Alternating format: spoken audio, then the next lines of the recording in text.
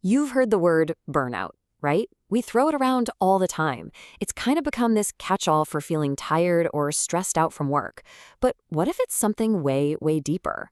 In this explainer, we're going to look at burnout not as some personal problem you need to solve, but as a really complex signal about our jobs, our world, and, our place in it.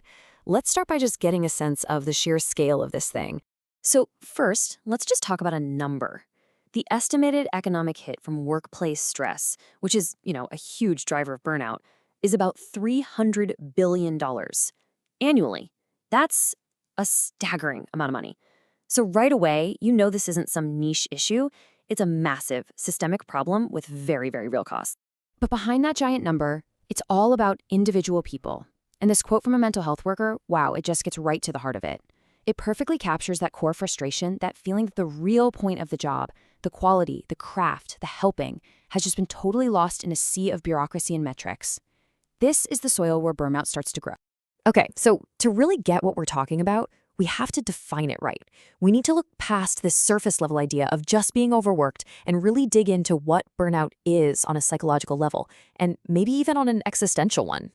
So the classic clinical definition, the one developed by researchers Christina Maslach and Susan Jackson, it has three main parts. First up, you've got emotional exhaustion, that feeling of being totally, completely drained. Then number two is cynicism or detachment, which is when you start to feel really distant and negative about your job. And finally, there's this feeling of professional inadequacy, where you just feel like you're not good at your job anymore. Now that clinical definition, it's super helpful, but it might not tell the whole story. Some philosophers are arguing that we should see burnout as something much more profound. They're calling it an existential breakdown. And this quote right here, it really gets to the core of that idea. It's not just that you're tired of your work, it's that you've lost your ability to connect with your world in any meaningful way. It's like the fundamental line between you and everything around you has just been cut. This whole idea has its roots in the work of the philosopher Maurice Merleau-Ponty. He basically said that our natural state of being is an I can. Our body is just open to all the possibilities of the world. But burnout flips that. It transforms it into this deep, embodied I cannot. And this is key. It's not a conscious choice. It's not a lack of willpower. It's a profound physical state where your body itself is just saying, nope, cannot do it. So if that's the internal feeling, the I cannot, where does it come from? Well, burnout almost never happens in a vacuum. To really understand its origins, we've got to look at the environment. We have to look at the workplace.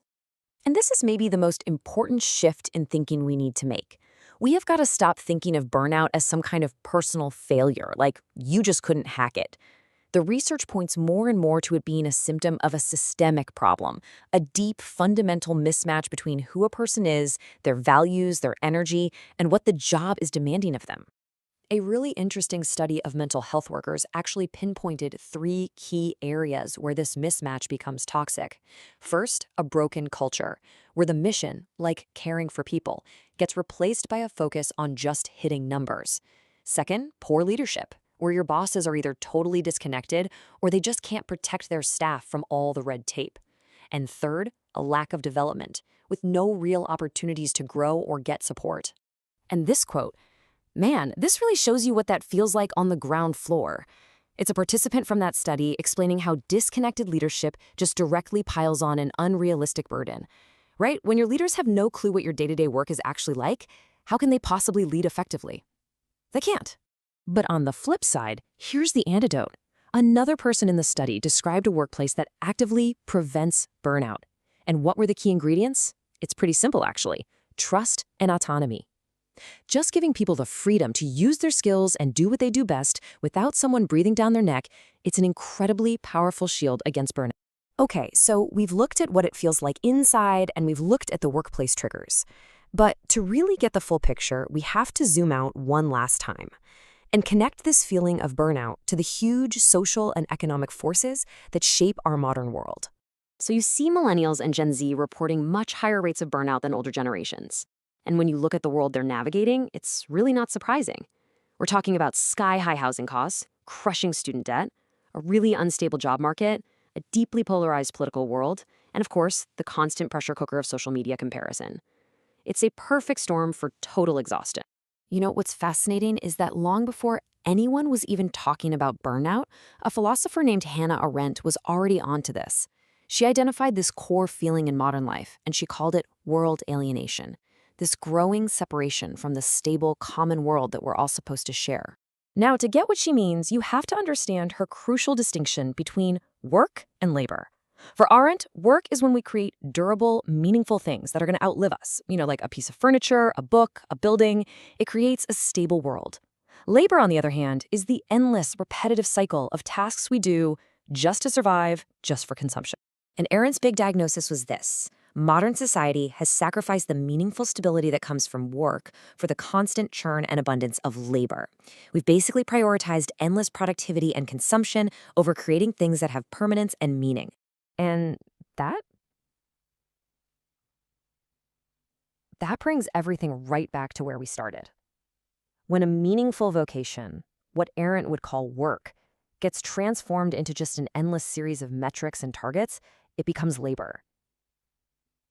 When a healthcare worker's job becomes more about hitting targets than actually caring for a patient, the connection to the meaning of it all is just severed.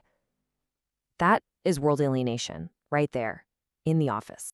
So when you put all these pieces together, the personal feeling, the broken workplace, the pressures of the modern world, it kind of forces us to draw a totally new conclusion about what burnout really is, and, more importantly, what it's trying to tell us. And here's the most important takeaway of all. Burnout is not a personal weakness. It's not something you can fix with a bubble bath or a weekend getaway. It's a rational, predictable response to a broken environment. It's not a bug. It's a feature. It's a signal. And we've seen this signal on 3 different levels, right? First, there's the internal feeling. It's not just tired, it's that deep existential I cannot. Second, the workplace. It's fueled by that systemic mismatch between what we value and what our job demands. And third, the world. It's a symptom of this much broader alienation from meaningful work and from each other. Ultimately, that's what the signal is pointing to. Burnout is the check engine light on our dashboard.